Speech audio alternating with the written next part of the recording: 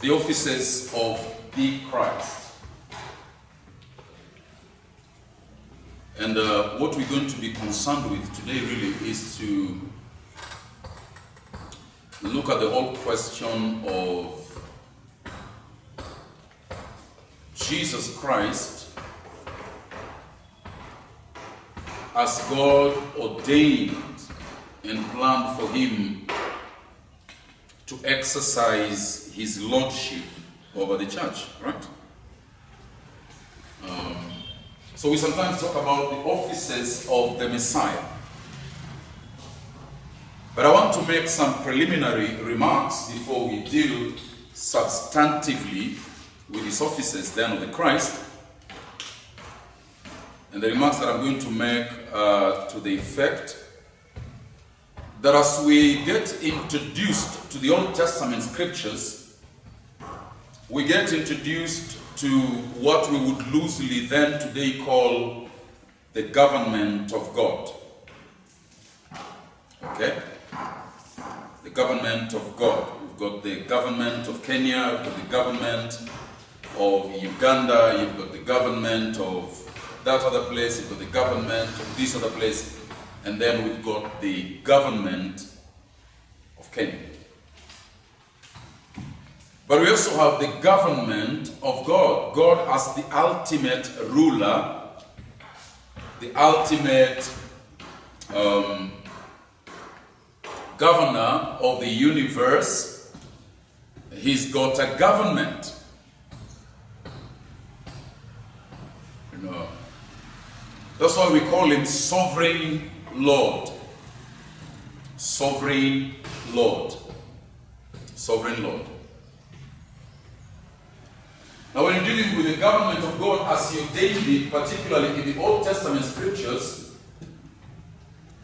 it is a government that would not be qualified as a democracy, nor as a dictatorship per se, but it is a government that you would loosely, not loosely actually, technically and solidly, call a theocracy. Alright? As opposed to a democracy, the government of God will be a theocracy. A theocracy simply means a government whose ultimate ruler is God.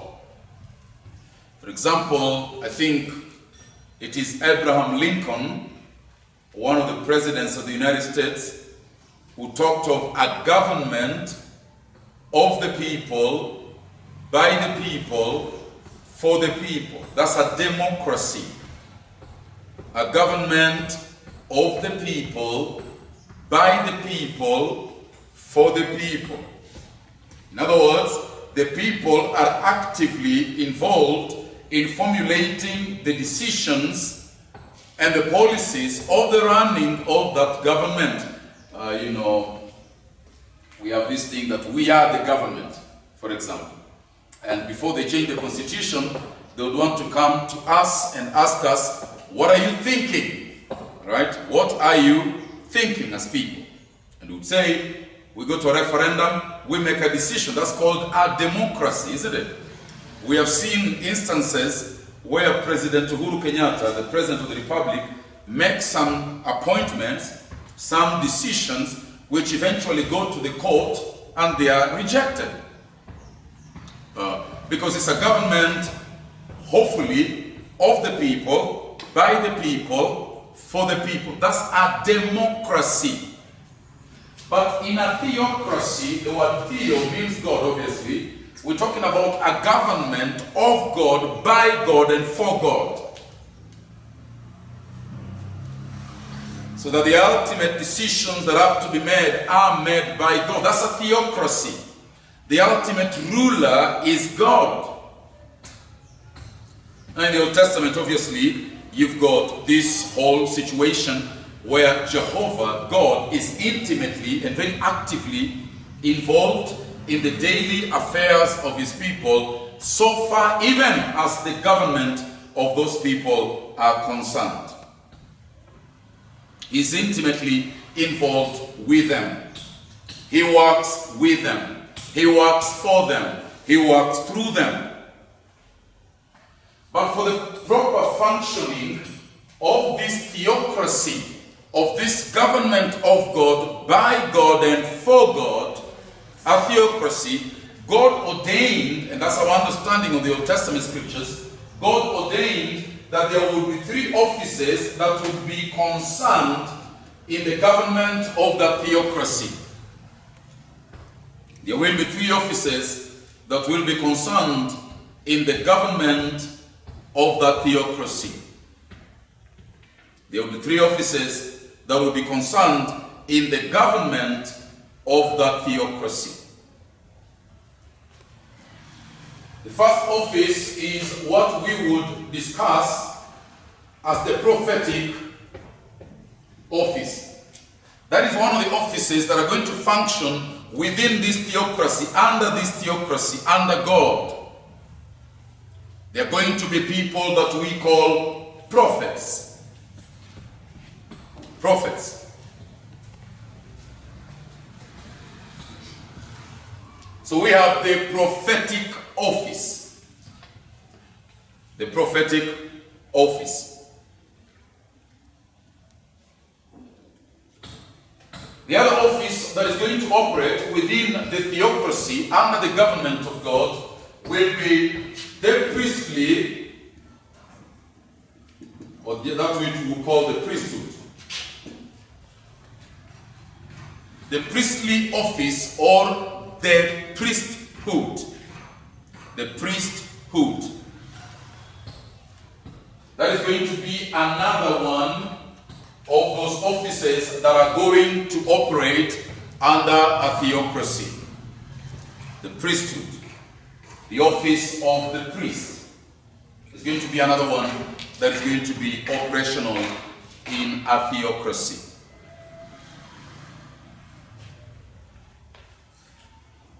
There's going to be a third office within that theocracy, the way God will govern his people, and that office will be the kingly office. So that when you're dealing with that government, as we see it in the Old Testament, that theocracy, as we see it in the Old Testament, is going to be a government that is going to consist of 3 fundamental, 3 basic offices. The prophetic office, the priestly office, and then ultimately the kingly office. These are going to be operational within the government of God. And it is absolutely essential, absolutely important to understand this as it relates then to those issues that we're going to be dealing with hereafter. So that's the theocracy.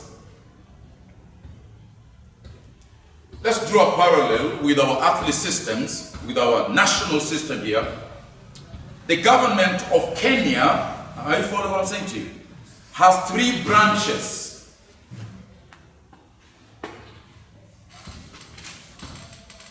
We say there are 3 branches to the government of the Republic of Kenya. There is that which they are calling the executive branch of government. The executive branch of government. That is where you have the president, you have the cabinet, all right, the permanent secretaries, and then you have the provincial administration. Even I think the county administrations really fall under that. They are the administrators, the executors of the day-to-day running of the republic, running of the government. They're involved. That's what they deal with. That's the first branch of government. Who is the head of that government? The president. Okay, so that's the executive. Then you've got another arm of government, and the legal reference to the relationship between those arms of government is that they are co-equal branches of government. None is above the other. Are you following what I'm saying? The second branch of government of the Republic of Kenya is that which we call the legislative branch of government. The legislative branch of government. That is to say, that branch of government which is involved with 1, formulating laws, 2, representing people, 3, oversighting the executors, the executive. In simple language in Kenya, it's a bicameral branch. By using the word bicameral, we mean it's got 2 chambers. The first chamber is the National Assembly, headed by one Justin Muturi, and the other one is the Senate, headed by one man from Bungoma here called Ken Lusaka. The Senate. That's the legislative branch of government. A little bit of civic education here, yes? It's a bicameral parliament, we say, consisting of the National Assembly as well as the Senate.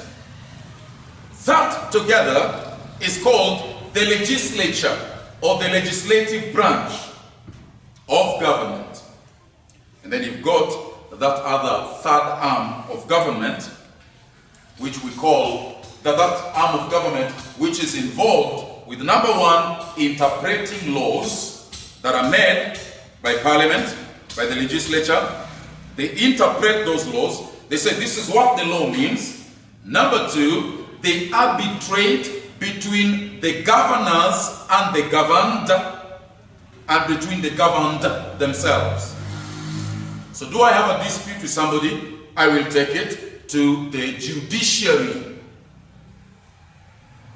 And so that is the third arm of government. So you see the same principle, don't you?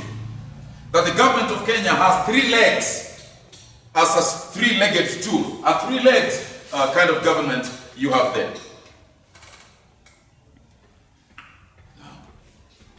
The same you have in a theocracy, only differently. You've got the prophetic office, the priestly office, and the kingly office. And these are branches in a theocracy. Tell me up until then, you are with me.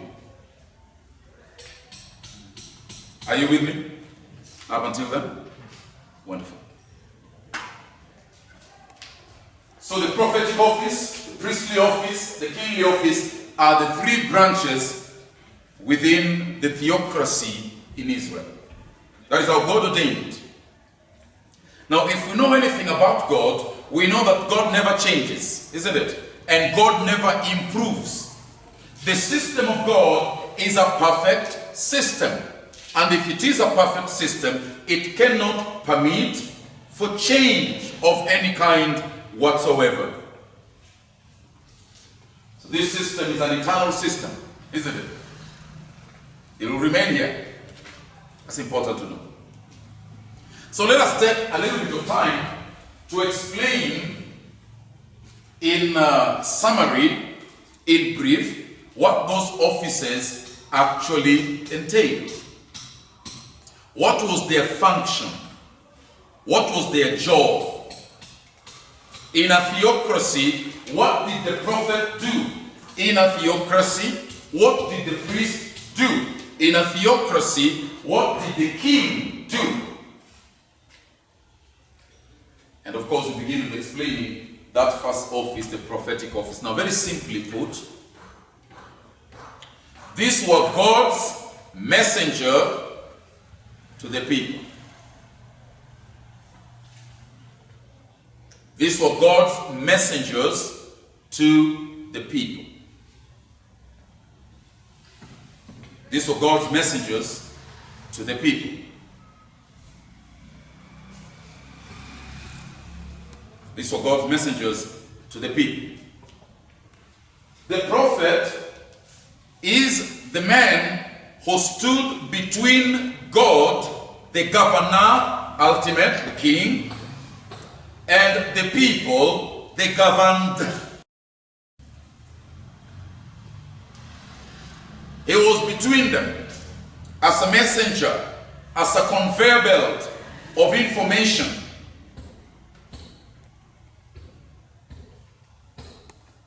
What exactly am I saying here? The prophet was God's mouthpiece. Did you hear what I said? The prophet was God's mouthpiece to the people.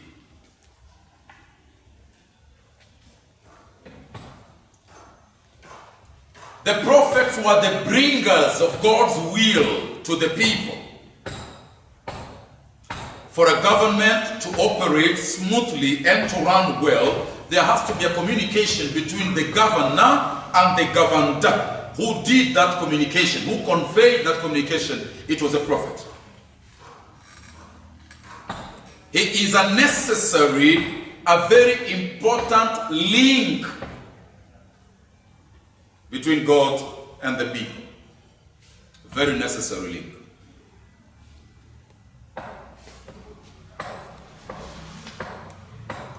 What we say is that as opposed to say the priest, the prophet took sides always with God. And that's an important distinction. When we come to deal with the priest, you will find that the priest took sides with people more than with God. He was an intercessor for the people, but the prophet is an intercessor for God, conveying information from God to the people. He has his ear to the mouth of God and his mouth to the ears of men. The prophet has his ears to the mouth of God and his mouth to the ears of men. That's the way the communication traffic goes. By the prophetic ministry, by the prophetic office. This is how it is to happen. But something else that we've got to say about the prophets in the Old Testament is that they were what we would call covenant enforcers. Covenant enforcers. They were guardians of the covenant. God has a covenant with the people. The guys who make sure that the people never departed from the covenants of God were the prophets themselves. It was the prophets. They make sure that God and the people, particularly the people in this case, kept the covenant.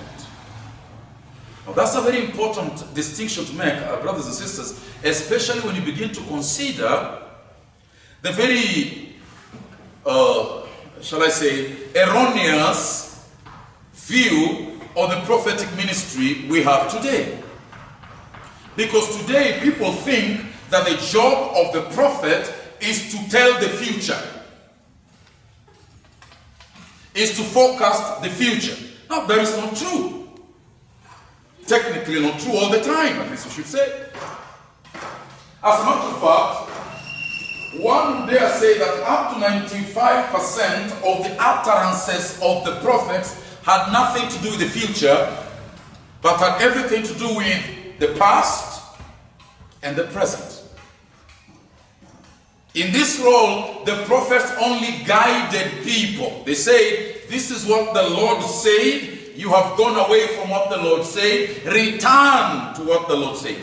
And they interpreted the covenant for the people. For example, when Moses speaks to them in Deuteronomy 18, he tells them, look, actually 28, he says, these are the blessings of the covenant, isn't it? If you obey my commandments and keep them, these blessings will follow you. That has nothing to do with predicting the future. It is simply saying, if you do this, God will do that. If you don't do this, God will not do that. If you do this, blessings will follow. If you do that, curses will follow. They were interpreters of the covenant, and in that sense, they became covenant enforcers. And that is what we are saying today. If there is any prophetic ministry within the church, and we say the office of the prophet is gone, But if there is any prophetic ministry within the church, it's going to be that of interpreting the will of God that is revealed in the Bible and enforcing it, telling people you've gone away from God's commands. That's the prophetic ministry. So they are not just bringers of revelation. That's not the only thing they do. They are not just bringers of revelation. Not at all. That's part of it. They are also interpreters of that revelation. But other than interpreting that revelation, they were guardians of that revelation. And what is this revelation? It's the will of God, isn't it? Other than being guardians of this revelation, they were enforcers of this revelation. Covenant enforcers. Now we're going to begin to see the office of the prophet in that light. Now, take for example Elijah the prophet. He bursts onto the scene, and the man has no friendship with the king. He has no friendship with the people. His friendship is with God, because he is God's messenger to the people, not the messenger of the people to God. No, that's not the job of the prophet. He's taking care, if you like, of God's interests. He's taking care of God's interests.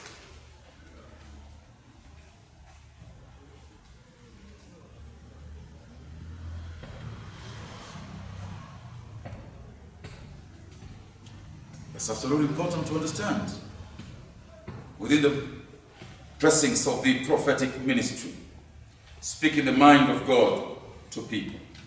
Obviously, that job of the prophet related both to civil matters as well as to religious matters. Civil matters have to do with government, and religious matters have to do with the temple. So the relationship between Elijah and Ahab the king is a very troubled one if you read the Old Testament, particularly the book of Kings. Elijah is always telling the king, you've gone wrong. You know, take for example Nathan the prophet and David the king. Again, when David commits wrong, it is Nathan who goes to correct him. The experience in 1 Kings 18 at Mount Carmel, Elijah the prophet of Baal. Again, that's another demonstration of tremendous power and tremendous execution of the prophetic office. So you begin to see that then being the job of the prophets. But we will say something, right, about this. But can you understand? Elijah, Ahab, Nathan, David. These offices are operating within a theocracy in the Old Testament. And David listens to Nathan, because this is God's ordained mouthpiece. I'm going to hear words from God, from this prophet. The prophet is called by God. The king is chosen by who? By who? By God. The priest is chosen by who? They are all workers within his government. At the same time, in a theocracy, we see then that office of the priest. It is another of the offices that are going to function within the theocracy. In this government, which is of God, for God, and by God, this theocracy will also have an office that is called the priesthood. And in fact, you see that when God constitutes the nation Israel, when God forms the nation Israel, well, he doesn't form it in the days of Abraham, does he? No, he doesn't. Abraham gives birth to Isaac, Isaac to Jacob and Ishmael, Jacob and Esau, sorry, not Ishmael, Esau. And Esau is chosen. Esau has the 12 tribes, which forms the nation of Israel. And out of those 12 tribes, God says to Israel, there will be one tribe among you, that tribe of the Levites. I think the Levites will be the third born, if I'm not wrong. that tribe of Levites are going to be the ones that are going to function in my government in religious matters, in the temple services.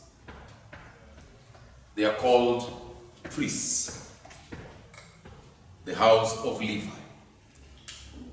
So serious is their calling to the service of God that in fact they are not permitted whatsoever to own land and farm. They are supposed to be free to serve God in the theocracy. Alongside the prophet, the priest is to serve God and serve the people.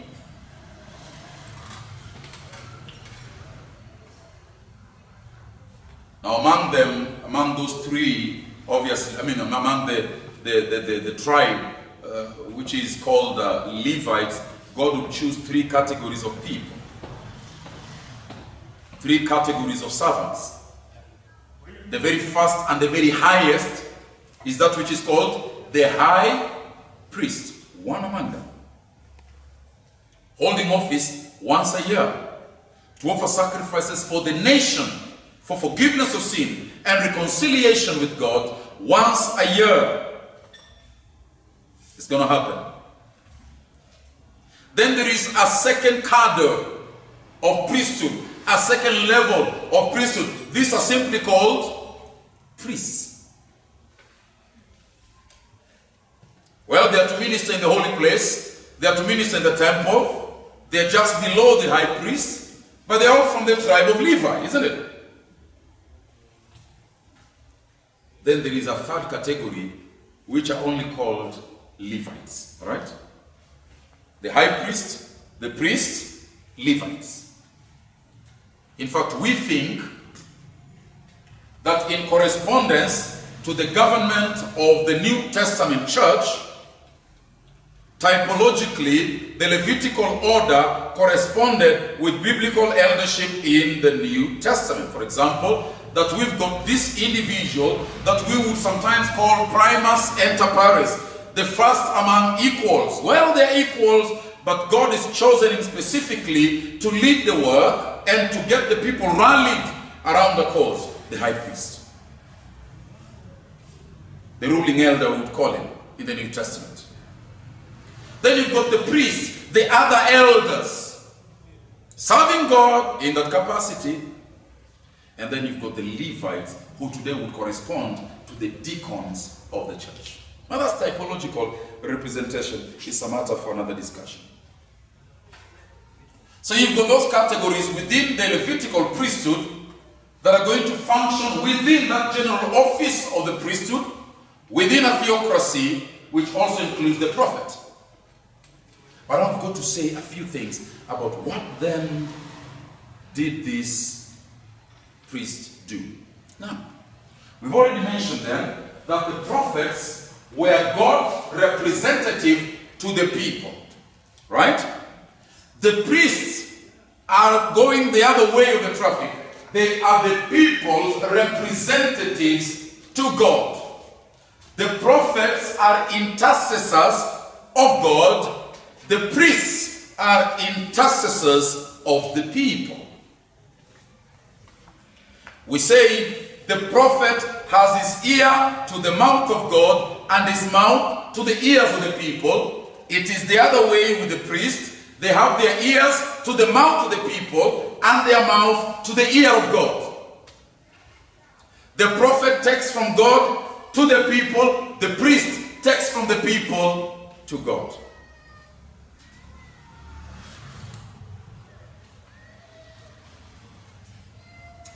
Such a tremendous responsibility that lies on the shoulders of these people, of these individuals. Now, let us be persuaded, ladies and gentlemen, brothers and sisters, that though the prophet dealt both the civil as well as the religious, the priesthood was pretty much restricted to the religious, to the temple sacrifices, to the temple issues.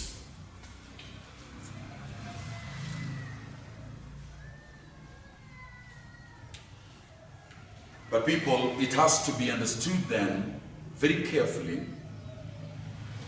that as you look at the priests, they were responsible, if you like, for the relationship between God and the people.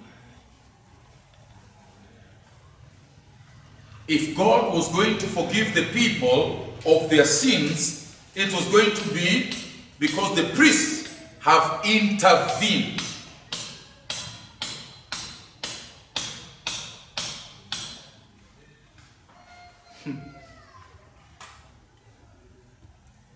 They take the sins of the people to God, make atonement for them, plead in their case. Plead their case to God for forgiveness of sin. So for a relationship between God and the people, you have to have the priesthood. You have to have the priesthood. You got that there. The priest then becomes a mediator. The mediator between God and man. The priest becomes a mediator between God and man.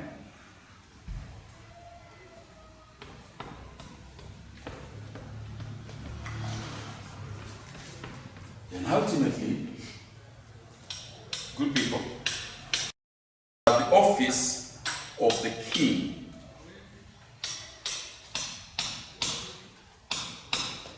The office of the king. Yeah, just move, my brother.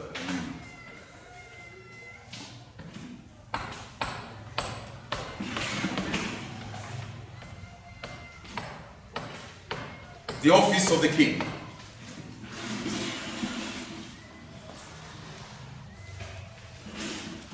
Now, the first two, that is the prophetic office and the priestly office, are generally religious offices, isn't it? This third one is generally a civic office. Civic office. It's generally a civic office. It's generally a civic office.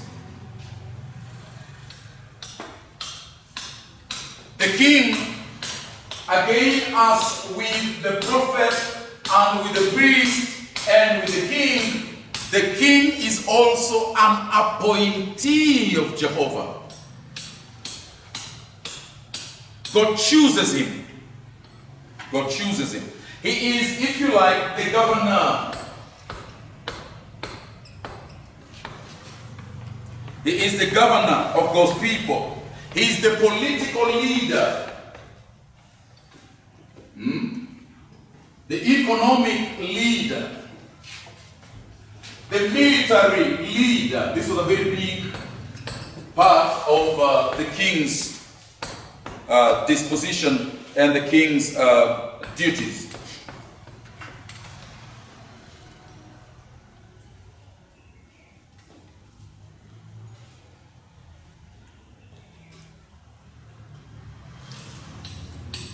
So now, what you begin to see with the functioning of those three offices within, and by the way, he led wars. I mean, the king would have to lead war. You have David doing that, you have Saul at some point doing that, and so on and so forth. So what you have within the Old Testament theocracy is the prophetic office, the priestly office, the kingly office, and all of them are God's ordination. They are God's ordination. God deals with these offices in governing the theocracy. Now, I'm going to say something else now. By the way, we're going to pick up this one by one and discuss. But I'm making general comments in terms of understanding the government of God within a theocracy.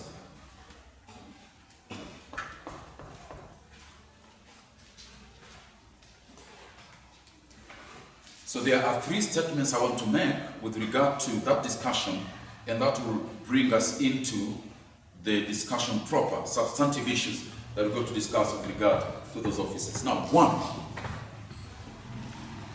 within the Old Testament theocracy, with the exception of Moses and David, you did not have these offices being occupied by one individual. In fact, we thought Moses was only a leader, but of course Moses was a very peculiar leader, wasn't he? We know that Moses was a prophet. We know that. But we also know that Moses was a priest, in the sense that Moses intervened between God and the people to plead for them. We know that Moses, though the kingly office had not been ordained, yet Moses is basically a king, a ruler of God's people. So you have the three offices in Moses. And that's why Moses becomes a type of who? Jesus Christ.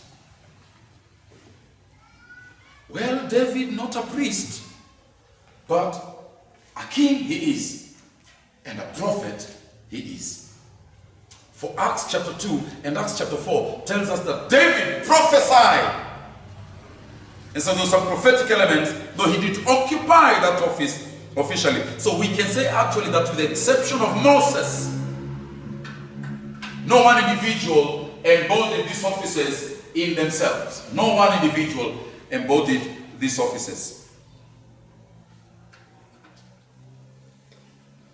Now, that's the first thing I'm going to say in terms of concluding this lecture, introducing the offices of the Christ. Secondly,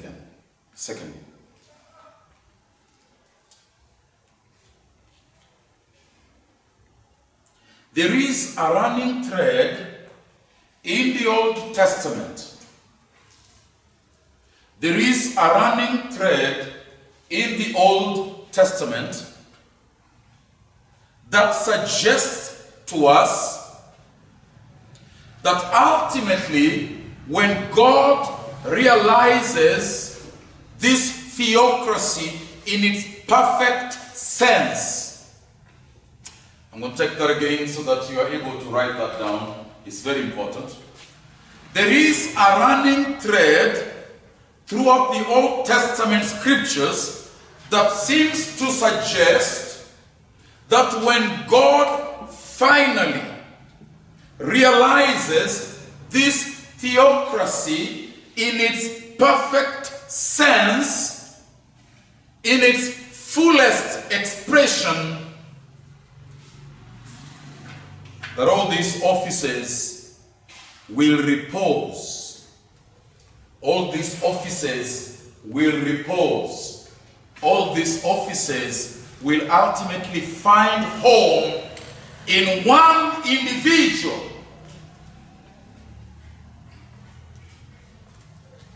In one individual, and that individual will be the one who brings the kingdom of God to its perfection.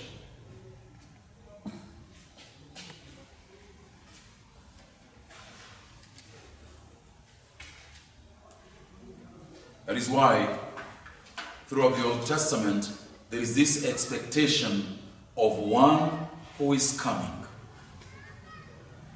He will not be like Moses. He will be greater than Moses.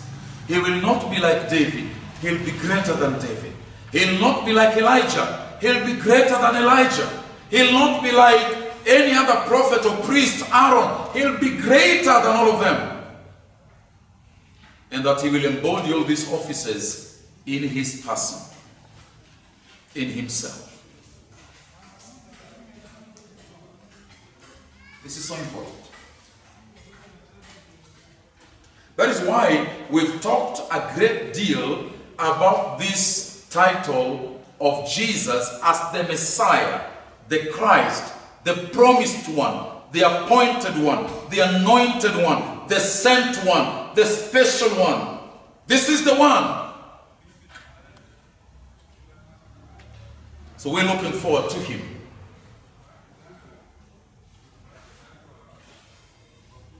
Number 3. This one who will come to embody the three offices in himself will usher us into the perfect kingdom of God. He will usher us into the perfect kingdom of God. Now, you've got to understand, ladies and gentlemen, brothers and sisters, that even though the days of Moses were great, but were they perfect? No, they were not. There was still hunger. There was still fighting. There was cursing. You remember the sons of Korah. You remember Miriam and being cursed with that curse. It is good. We've been delivered from Egypt. We are under Moses. Moses is a great leader, but it's not perfect.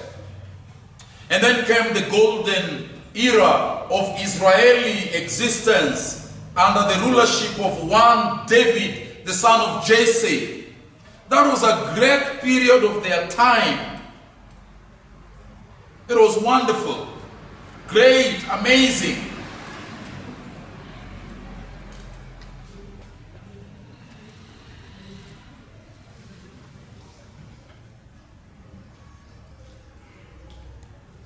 But in the reign of David, there is still problems. He is a king who is very good. His heart is mostly good, but he takes the sheep of other people. You know, the way Nathan comes and says, this man had only one sheep. You king, you have many women. In fact, you have many wives. This man has only one wife. That's the thing Nathan tells David, isn't it? Not perfect. Not perfect. So we have these great episodes of great happiness sometimes, but we still understand we are in the world. But the promise of the Old Testament is that this one who comes, the Messiah, the Christ, the one who will be both prophet, priest, and king, he will usher in God's perfect kingdom. And how will he do it?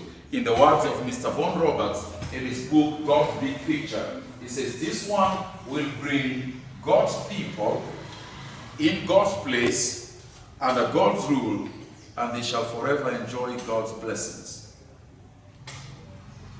He will bring God's people in God's place, under God's rule, and they shall enjoy God's blessing forever, eternally. This is the Lord Christ. I want you to look at a number of passages as we bring this first lecture to a close. Sort of an introductory lecture in this sense then.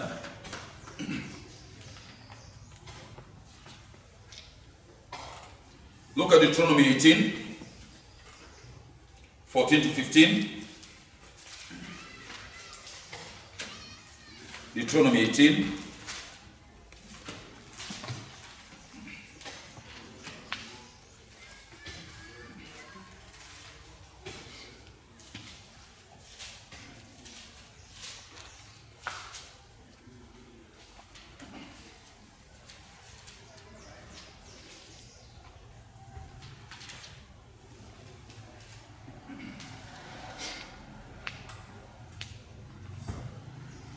Deuteronomy 18, 14 to 15.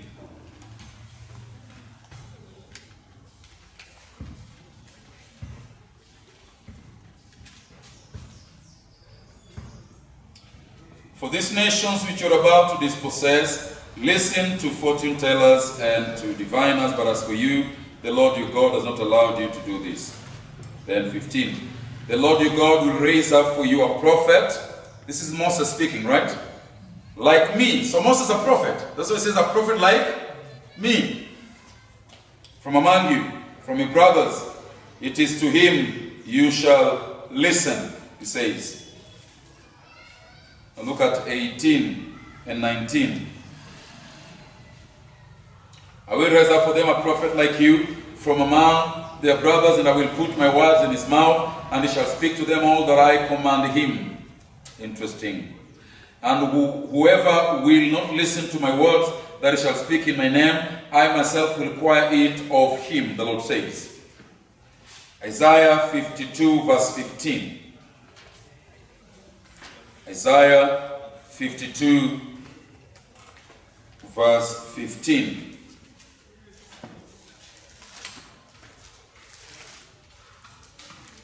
Isaiah 52, verse 15.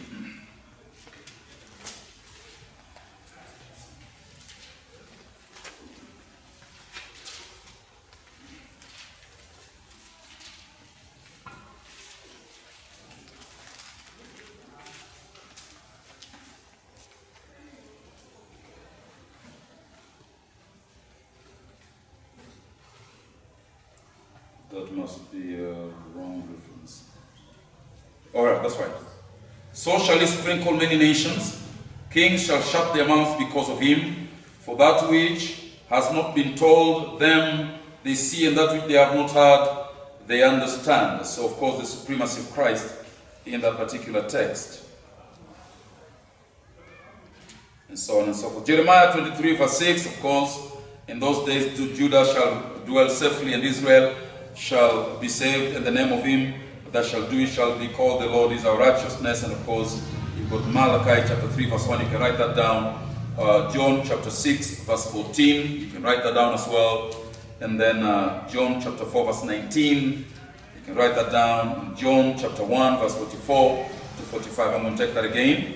Isaiah 52, 15, Isaiah 42, the whole chapter, Isaiah 53, the whole chapter, Jeremiah 23, verse 6, Malachi 3, verse 1, John chapter 1, verse 44 to 45, John chapter 4, verse 19, John chapter 6, verse 14. In those verses, as with many others, you could even write Genesis chapter 49, verse 10, you could write Psalms chapter 2, verse 6, and so on and so forth. I mean, there's so much there. So much there. What those verses are telling you is that the Christ, the Messiah, the God-man, will in fact occupy these offices in one person. That's the fourth thing I'm saying. So the first thing is that we see a thread in the Old Testament. I mean, first of all, that the Old Testament theocracy, no one individual embodied these three offices. You understood that? Number two, we say there's an indication within the Old Testament writing, right, that the one who comes will embody these offices in himself. Number three, we say the one who will embody these three offices in him will bring God's perfect kingdom. But number four, then we're saying that Christ is the fulfillment of all these typological offices in the Old Testament. When the prophets operated, they operated as types of Christ. When the priests operated, they operated as types of Christ. When the kings operated, at least the good ones, they operated as types of Christ. They were figures, they were symbols of the Christ who is to come.